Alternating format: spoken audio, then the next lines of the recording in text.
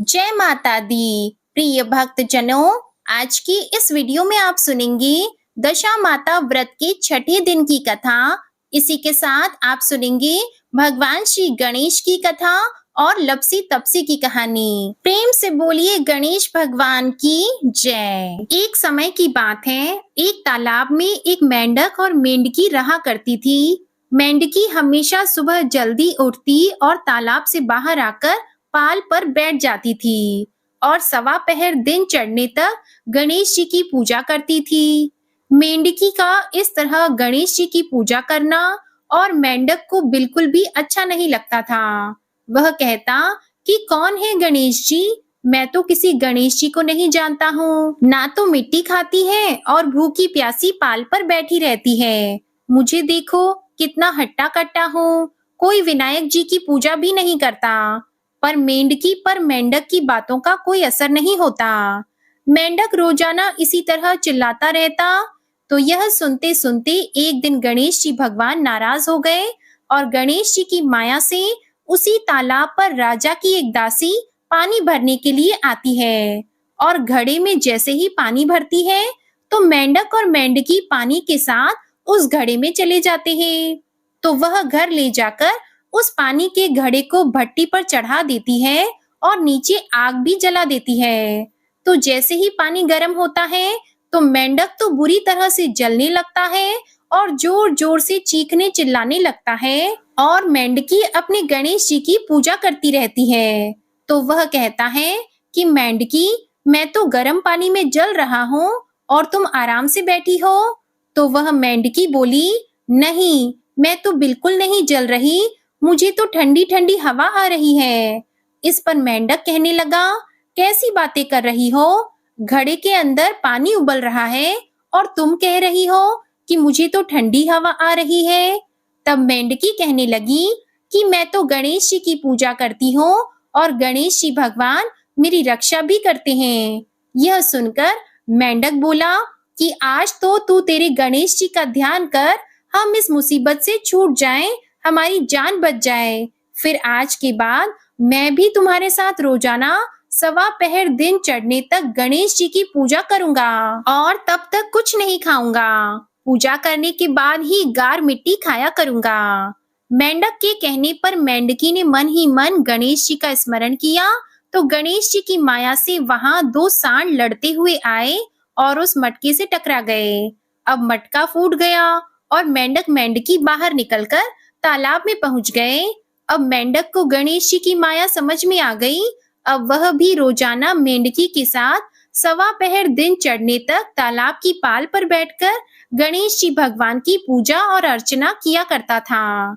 हे गणेश जी महाराज, जैसे आपने मेंढक मेंढकी की रक्षा की, वैसे ही सभी भक्तों की और उनके परिवार की रक्षा करना, सुख समृद्धि प्रदान करना, उनका सुख सौभाग्य बनाए रखना। बोलिए गणेश जी महाराज की जय। अब सुनिए दशा माता की छठी कहानी, राजा की दो रानियां लक्ष्मी और कुलक्ष्मी की कहानी। एक राजा की दो रानियां थी। राजा की प्यारी रानी को लक्ष्मी कहा जाता था और दूसरी रानी को रानी होने पर भी कुलक्ष्मी कहा जाता था।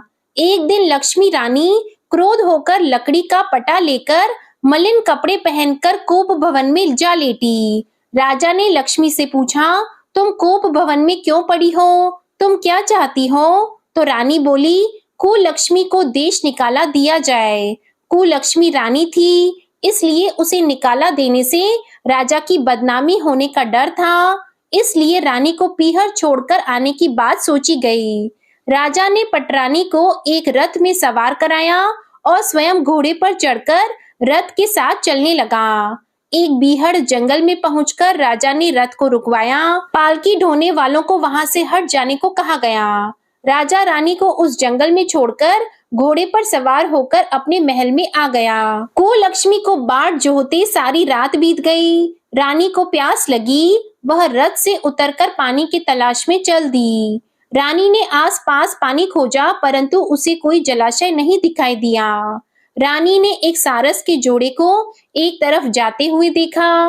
रानी कुलक्ष्मी सारस के जोड़े के पीछे चल दी।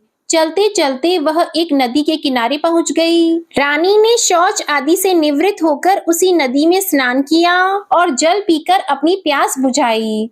उस समय कुछ अन्य स्त्रियां भी स्नान कर रही थीं। स्नान करने के बाद उन स्त्रियों ने दशा माता का डोरा लिया। उनके पास एक डोरा बच गया। उन्होंने रानी से डोरा लेने का अनुरोध किया तो रानी डोरा लेकर अपने रथ में आकर बैठ गई। दशा माता ने रानी की परीक्षा लेने के लिए एक बुढ़िया का वेश धारण कर उसके रथ के पास आई।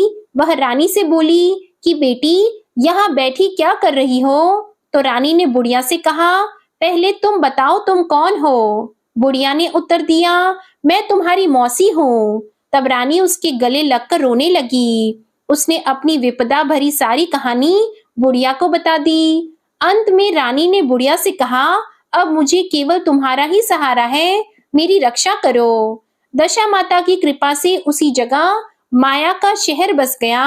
रानी के भाई भाभी आदि सारा मायका वहां प्रकट हो गया। रानी ने अपने पीहर के साथ मिलकर 9 दिन दशा माता की कथा कहानियां सुनाई। 10वें दिन डोरे की पूजा होनी थी। उस दिन सवेरे उठकर दशा माता ने रानी से कहा, नदी में स्नान कर आओ, वहां तुमको स्वर्ण कलश मिलेगा, तुम उसे ले आना और जो डोली तुम्हें लेने आए उसमें बैठ जाना।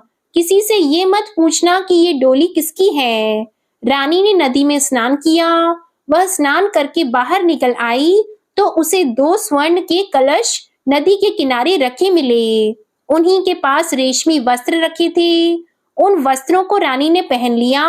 वह चलने को तैयार हुई तो उसे डोली आती दिखाई दी। वह डोली में बैठ गई और अपने घर पहुंच गई। घर पहुंचकर उसने माया के परिवार की सब महिलाएं सहित दशा माता के डोरे की पूजा की, सुहागिनों को भोजन कराया।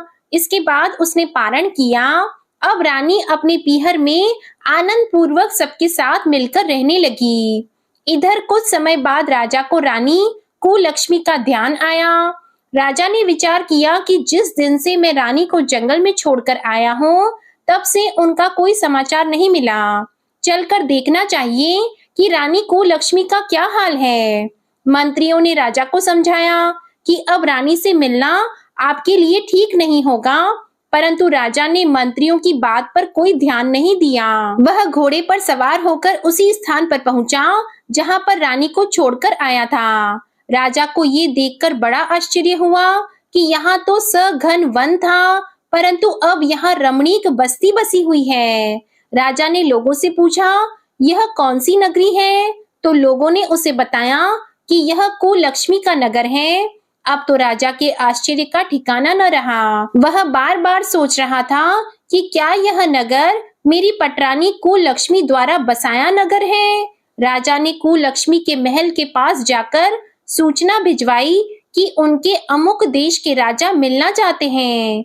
रानी ने राजा को पहचान कर मिलने से मना कर दिया, परंतु मौसी ने उसे समझाया कि हिंदुओं में तो पति परमेश्वर माना जाता है। तुम्हें यही उचित है कि तुम यथाशक्ति उनका आदर सत्कार करो। मौसी के कहने पर रानी कुलक्ष्मी ने राजा को महल में बुलवाया। दोपहर को राजा को भोजन पर बुलाया गया। राजा के साथ नाई भी था। रानी राजा और नाई को भोजन कराने लगी। पहली बार रानी ने नाई की पतल पर भोजन परोसा तो नाई ने रानी के पैर पर एक छींटा लगाया।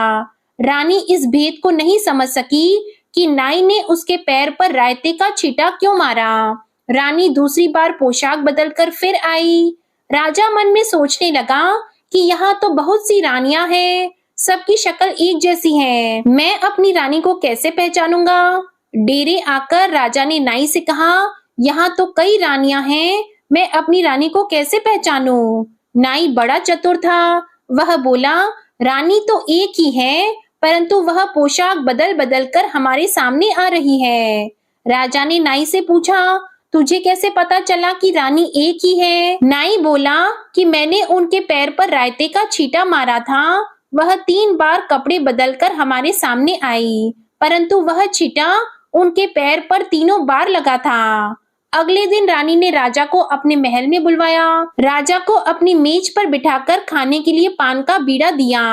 पान खाकर राजा पलंग पर लेट गया और रानी उसके पैर दबाने लगी। राजा ने रानी से अपने किए के लिए क्षमा मांगी और रानी को अपनी राजधानी में चलने को कहा।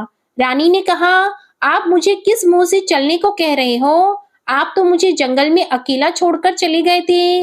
आप तो दूसरी रानी के कहने में आकर मेरा परित्याग कर चुके थे। यह तो मेरी मौसी का किया हुआ है। उसी के कारण यह सब वैभव मुझे प्राप्त हुआ है, वरना आप तो मेरा सर्वनाश कर चुके थे। राजा ने रानी को बहुत समझाया। तब रानी बोली, मैं केवल एक शर्त पर आपके साथ चल सकती हूँ। आप मेरी मौसी से वरदान मांगेंगे कि ये नगरी आपकी राजधानी के पास पहुंचा दे, जिससे जब मेरा मन चाहे आपके पास रहूं और जब जी चाहे तो मौसी के दिए महल में चली जाऊं। मेरी मौसी बड़ी दयालु है, संभव है कि वह हमारी बात मान जाए।